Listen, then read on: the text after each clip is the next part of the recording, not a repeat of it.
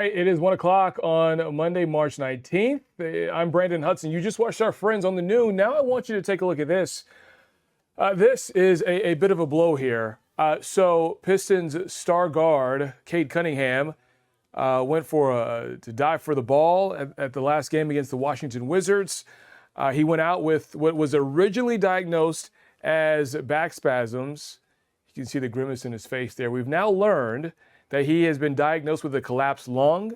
He is now out for a, quote, extended period of time. And the timing couldn't be worse because the Pistons are 3.5 games ahead in the Eastern Conference. They have 14 games left. But the teams that are behind them, and the Boston Celtics and the Cleveland Cavaliers, they're only getting better from here. And there's really no other star players to step in here. Tom, you can come back to me because we're going to really dive deep into this. We're going to talk about how this injury impacts the remainder of the season. And don't forget, we are live. It is Thursday TikTok. We are live on TikTok, so jump in the conversation. Make sure you have a conversation with us. If you want to talk Pistons, if you want to talk Red Wings tonight, or if you just want to have a conversation about what you're doing on the last day of winter, we want to hear from you. But first, let's go to Dr. Christopher Cook. He's the head of sports medicine at Detroit Medical Center. Dr. Cook, how you doing? I'm doing well. How are you doing today? Pretty good. Can we turn him up in my earpiece, please? Go ahead. All right. Dr. Cook, look, I got to ask first and foremost, where were you and what emotions were you going through when you heard about this injury to Cade Cunningham? I was in the operating room this morning and we were talking while performing surgery, and somebody in the OR said, Cade Cunningham is out. And at first you worry about a knee or shoulder injury. And when you hear collapsed lung, you not only worry about the player, but you worry about the person, because that can be a very serious medical ailment that can result in much more than just missing basketball games. So look, originally this was diagnosed as back spasms. Is that a symptom of a collapsed lung, or was it just the early indication of what they thought the injury may be? That's a great question. And I think there's a lot we don't know because we need to protect his medical privacy right now. A collapsed lung can come from many different etiologies. It could be traumatic. It could be from a baseline lung disorder like COPD or asthma or pulmonary fibrosis. It can come from a trauma. So the question is, was he having symptoms before the game? Did this happen from the fall he took, which he's probably taken 10,000 falls, the same or harder? Sometimes if there's a medical procedure, acupuncture, dry needling, rib blocks, that can increase the chances.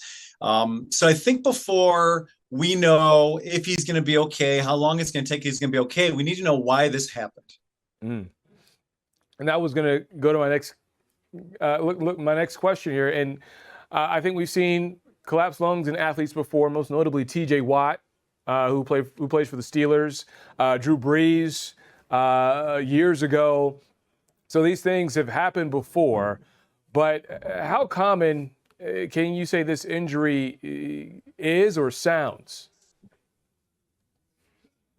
This injury is very, very rare. Sorry. This injury is very, very rare. Normally it affects people who don't play professional sports. And so when they have a collapsed lung, you worry about their baseline health. We've heard about in the news, like you said, with people getting injections. There's no news that that is the case here. But no, it's a very, very rare injury. It kind of reminds me last year of Victor Wembanyama's injury when he had a blood clot. And while it's a different injury, that's got much more serious medical potential. So I know that they're going to go slow to make sure that Cade Cunningham's health's okay before they talk about returning to play. What does a collapsed lung look like in an X-ray? Because I mean, it's easy to say how it looks when you have a 3D model, but when you're talking about in the body in the X-ray, what are we looking at that would diagnose it as a collapsed lung? Great question. What we're doing is an X-ray. We're trying to figure out what's wrong with him. Is the entire lung collapsed? Is part of it collapsed? Why is he having trouble breathing? Why is he having pain in the back or the chest? We're basically going to try to what the damage is. And then how big is this leak between the chest wall and the rest of the body? If it's big, sometimes they actually have to do surgery or other procedures to try to close it. Most of the time, it heals on its own, but the size of the leak will dictate how long it will take. And something really, really tough is while it heals, you can't exert yourself. Deep breathing, laughing, coughing, cardiovascular work, playing basketball. You have to avoid all of this until it heals, and then you can get back into shape. So it's not like an injury where he takes a couple weeks off, but he can train and run and get shots up. I mean, he's most likely either in a hospital bed right now or just taking it easy, letting it heal. So that's an even tougher part. I'm very, very confident that everyone taking care of him will ensure his safety and health. But the question is, once it has healed or will seal itself, when can he return to play?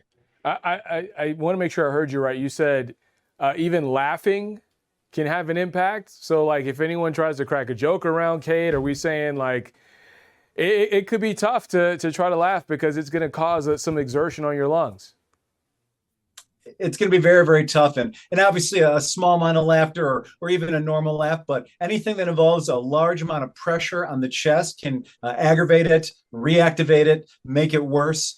We one time had a coworker who was coughing very, very hard because they were sick, and they developed a small pneumothorax in their lung, which is very, very similar and led to a collapsed lung. They had to be hospitalized. So not that this is scary and it could happen to anyone, but if it can happen to an elite athlete like Cade Cunningham, then the risk is there. You had mentioned that this is a more common injury, and I use the common very loosely here, but a more common injury when you're talking about people who aren't athletes. Um, this should open up some dialogue for a lot of people. What are some symptoms that people need to look out for in case they may have a lung injury like this? That's a great question, especially if you have a history of asthma, COPD, you've been a smoker, you've had a lung problem in the past. If all of a sudden you develop shortness of breath, trouble catching your breath, pain in your chest, unable to oxygenate properly, going to an urgent care or an ER, and when they put a pulse ox on your finger, it can't register high above 90 or 95%. Then at that point, you get a chest x-ray to see if you've developed a pneumothorax or a collapsed lung at that time. What kind of physical therapy are we looking at here for Cade Cunningham? Ironically, respiratory therapy. Once this heals, he'll practice taking deep breaths again. He'll practice exerting himself. He'll practice coughing. He'll practice increasing the pressure in his chest. And once he's able to do this safely, then it's reasonable for him to go back and do more cardiovascular activity on the court. So he'll be putting up shots in the gym before he's running again. Mm. Well, I probably should ask this a little earlier here. The initial prognosis says Cade's out for an extended period of time, but there's 14 games left in the season. Realistically, are we looking at a return this season into the playoffs? Because the playoffs start next month. It's a great question. I've seen very, very small collapsed lungs heal in about 2 weeks. I've seen them take as long as 6, 8, up to 12 weeks. I've never taken care of an elite athlete like Cade Cunningham who had this incidence. I'm very optimistic. I'm hoping that right when we start the playoffs, he's clear to do some cardiovascular activity. If the Pistons can win a round without him, I do think there's potential for him to return second, third round if we're still playing. Look, that's a reminder that we do have Jacob Richmond, MLive beat writer for the Pistons, to join us later at 1:30 to kind of tell us how well this team can play without Cade in this stretch. But we had this conversation when Aiden Hutchinson had a broken leg, and the talk was, hey, maybe he'll come back if the Lions make a deep enough run to the Super Bowl. If the Pistons can make a run and get close to the semis, Eastern Conference Finals, what does that look like as far as are we rushing Cade to get back? Should we just say, hey, look, take as much time as you need to heal and be the best version of yourself? I think the latter. We need him as a person, as a player. We need him to be healthy for him and his entire family. However, he's obviously an outstanding athlete and a competitor, and he's led the Pistons to this amazing season where they have real title aspirations. My hope is within the next 2 to 3 weeks, whatever small hole in his lungs exists in the chest wall heals. At that point, he's able to do some easy cardio, putting up shots, do some basketball activity, and then we have to monitor how safe it is from return. So sometimes people you have to kick off the couch. Other athletes like Cade Cunningham, you have to hold back. But you got to make sure he's safe. And so I don't think that he's definitely out for all the playoffs, but I also know he wouldn't, rush himself back prematurely. Look, it's always crazy that we have these conversations because we talked about Aiden, we talked about Aleem, McNeil, we talked about Cade. It feels like just when we think Detroit sports are right there, it's almost like we're cursed. But I'm not going to go that far. But hey, we do appreciate your insight. DMC, head of sports medicine, Dr. Christopher Cook, we thank you so much for joining us, and we look forward to talking to you again soon. All right, everyone here at the Detroit Medical Center is thinking about Cade. We appreciate you. Have a great day. All right, take care.